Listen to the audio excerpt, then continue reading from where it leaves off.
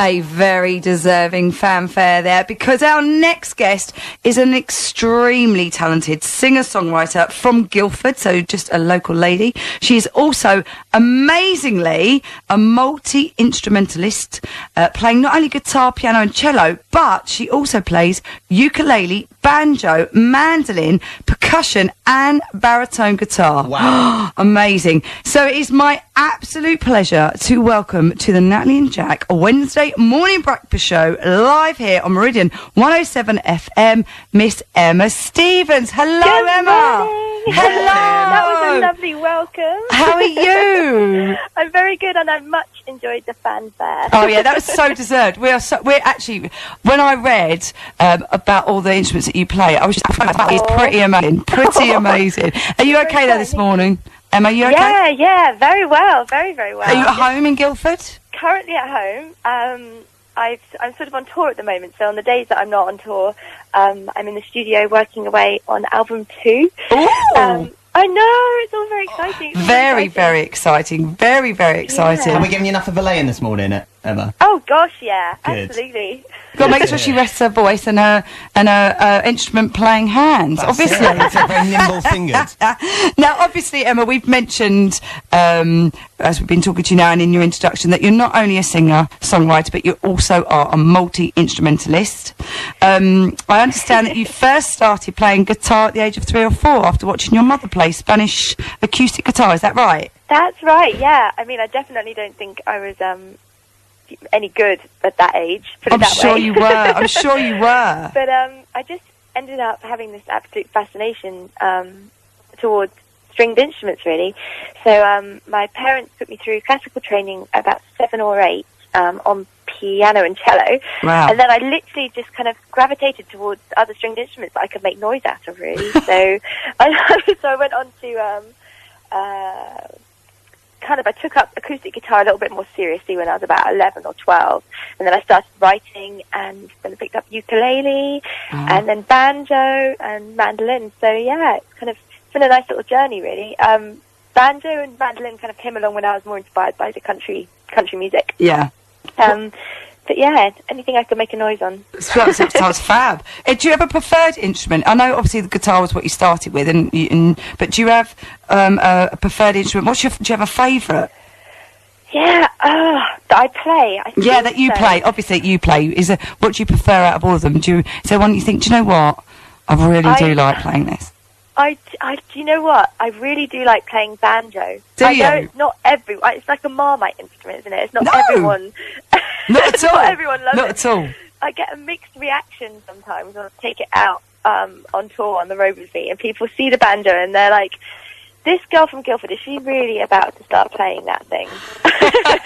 And yes, you are. Yes, I am, and I love it. I love the sound. It's such a percussive sound. But it's very cool.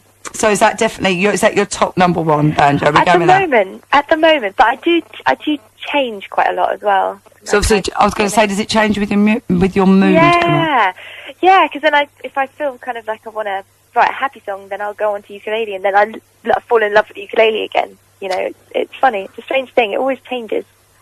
Well, that's good, because you're multi-talented, so you can pick up whatever you feel like and just get strumming. That's it. Always like a strum.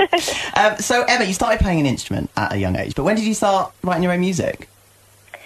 It was probably around the age of 12 or 13, I realised actually sight reading was definitely not my forte, and that I was kind of picking things out by ear more. And that combined with this sort of passion that I really had for writing poetry at that time. Don't ask me why. Oh, really? So you're a poet, you didn't even know it? Love it. Sorry about that. Did you used to sort of perform them to your family and friends when you'd sort of written a song, or how did it work? Yeah, I would. Well, it was a case of sort of like just playing around and kind of getting a song together and then performing it to, I don't know, friends at the time or my family, and it really kind of went from there.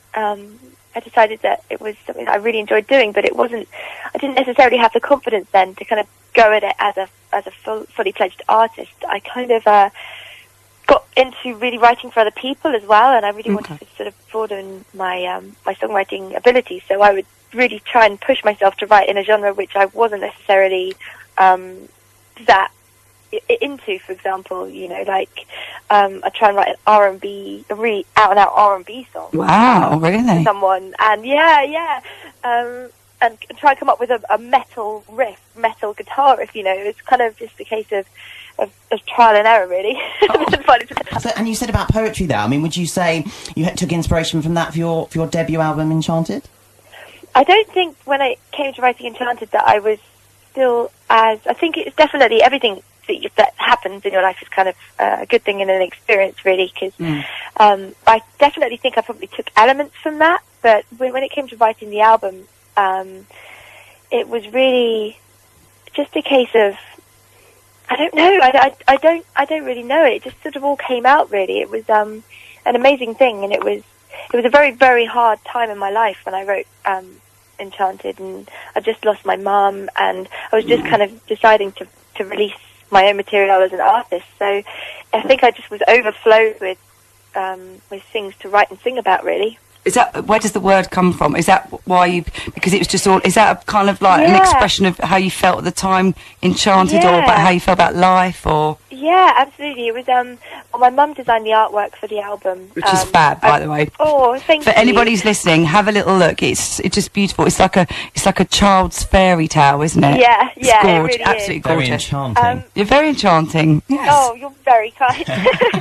It was designed, it's actually the picture in the middle is from one of my mum's favourite photos of me, and she kind of did it in a way that I released 4 EPs first before the album, and it's kind of like each EP makes up a painting in itself, but when you bring them all together, that is kind of like a jigsaw puzzle that then unveiled, and the album artwork kind of comes to life, I guess. And so it's kind of quite cryptic then in its way that it's been put together. Yeah, I mean, she was very amazing. She was a very amazing artist, and it's great to be able to kind of keep that with me. So, you know, through my music, even though I've lost her, I still feel like she's with me. So it's lovely. A special thing. That's really lovely. That's really lovely. Thanks so much. Oh, no, you're welcome. Now, we can't ignore this. Obviously, is it true to say, Emma, now you could agree or disagree, that your biggest break into music was after you uploaded your songs to the BBC introducing website, and as a result the BBC Radio 2 producers heard you, and it kind of went from there. So can you tell our listeners, because it's a good story, about how that happened and the process that you went through, and you know, you could even name drop maybe Terry Wogan or Chris Evans in there somewhere. Well, I went I uploaded my track to BBC Introducing. I was invited by Phil Jackson from BBC South, which is kind of where my local station is, to go in and perform a live session. And then Terry Wogan's producer heard it, a wonderful guy called Steve, and he then got me onto the show to do a live session with Terry Wogan. Brilliant. And that led to national playlisting on Radio 2. I think all 3 of the singles that I released, I was actually able to kind of get national playlist, which is an amazing thing, really. And then Chris Evans heard my single and invited me on, and that was an amazing morning, actually, chatting to him and David Walliams in the studio. Wow. Oh, crikey. It's a little daunting having those 2 characters, but they were really lovely. And then I was asked to headline the BBC Introducing stage at Hyde Park, which was just phenomenal. I can't even begin to explain. We were going to talk to you about that, because like you said, it was in front of 40,000 people, is that right? Yeah, it was a not a small gig. Been scary. The thing is, because it was, I couldn't just think of it as a like a big festival gig. I had to think, because the BBC were actually filming it as well, so it was not only filmed, it was a big festival gig, and it was amazing. It was absolutely incredible. I can't get over how elated I was, and I had to wait, because I was very lucky enough to go in and do an interview with Terry Wogan in the morning at 9 o'clock that day.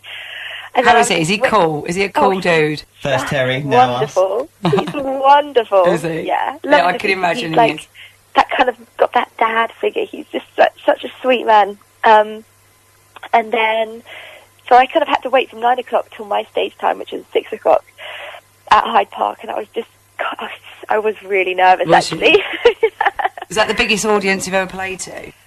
Well, I thought it was going to be, but the week before that, Chris Evans had invited me to play Carfest when I was in chatting with him. So Carfest was kind of like a bigger audience, if you like, but by no means, you know, they were both still big deals to me. You know, they meant a lot, and they were both just wonderful, like definite standout, memorable gigs that I've had in my career so far. Wow. So. And did you? I bet you felt then. You just thought, "Wow, I've made it." Is that how you sort of felt after you performed to this crowd? I don't know if I'll ever get to a point where I think I'll make it, because I'm always setting more goals for myself. You know, at that point, I thought to myself, "This is incredible. Pat yourself on the back. You've done well to get here." But I'm always striving for more. I don't think I'm ever going to say, right, I've reached the end of the journey now, I've made it, I'm happy. I think it's always going to be, what can I do now? What can I achieve, you know? Well, and at the moment, you are always doing more, because you've now set off on your tour, haven't you? It kicked off in Cambridge on the 26th of March, and then didn't you play 28th of March was Guildford, your hometown? How was that? How was the crowd? Oh, it was really great. It was a brilliant crowd, brilliant night. It was wonderful, and it was a really nice way, because quite often you think about doing a tour and you think your homecoming gig would be the end gig on the run, but actually it was really nice to have it right at the beginning, because everyone sets you off. Yeah, absolutely. Where was the venue in Guildford? It was actually the Boiler Room. Oh, okay. Yeah. That's not a room with boilers in it, is it? No. So, obviously, it covers your album, your tour, so your Enchanted album. Is there any particular song that you really like to play when you're on stage? Have you got a favourite? Oh gosh, that's a tricky one. There's a couple. There's one song on my album called "Give a Little Bit," and okay. I get my band to take solos in that song, and it's a lot of fun to perform, just because I get to hear all of their talent as well, and it's a really nice song. It's about kind of coming together and all kind of just love kind of defeats everything, really, and that's kind of the most important thing, really, is just to wear your heart on your sleeve and to be nice to people.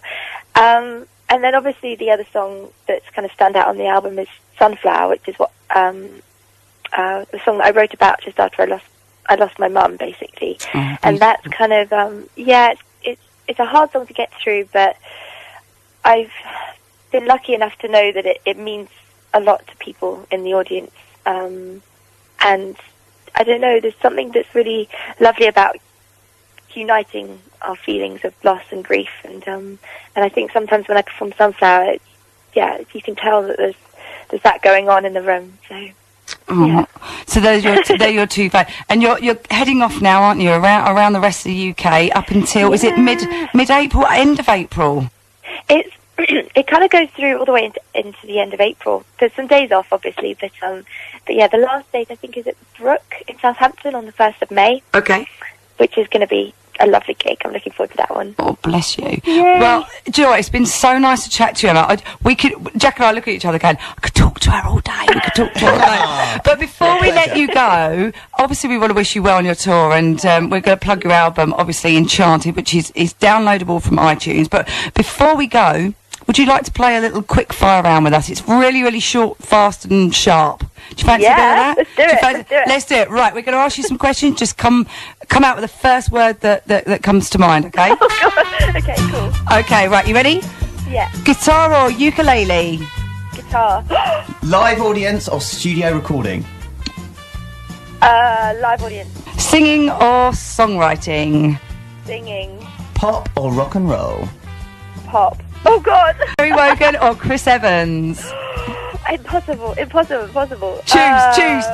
Terry or Chris? Go on. Both of them. Terry Evans. Oh, loved it. Sorry, I'm still laughing for that one. Britain's Got Talent or The X Factor? Oh, if I have to choose, I'd say Britain's Got Talent. Oh, jazz or folk? Folk. No, I was going to say jazz, folk. Cats or dogs? Dogs. Sunlight or moonshine? Moonshine. Surfing or music? Music. Music, of course. Do you know what, Emma? That was fab, but you've got to be the most indecisive person we've ever done that with. And then last, we can't let you go, Emma, without doing a little music quiz that we've designed especially for you. Is that all right? Okay, cool, yeah. So, okay, question number 1. Complete the former S Club 7's star name. Rachel... Stevens. Number 2, that's right. Well done. Yusuf Islam also goes by the name Cat... Stevens. We're getting good at this. Number 3. This old house was a hit made famous by shaking... Stevens, getting good. Complete the well-known phrase, even... Stevens. And lastly, according to Wikipedia, what surname in England is now most common? Stevens? No, it was Smith, that one. Oh, was it not Jones? It was Smith, that one. But 4 out of 5 ain't bad, so well done, you. Emma, thank you so brilliant. much for coming on this morning. I hope you've enjoyed it as much as we have. We really have enjoyed Brilliant. having a chat with you. And good luck with your tour and your album. Thank you so and much. and we'll look forward to hearing some more stuff from you. Yeah, definitely. You Thanks take so care. much. Thanks, Emma. Lovely Bye, to Emma. meet you. And you. Bye. Bye. Bye.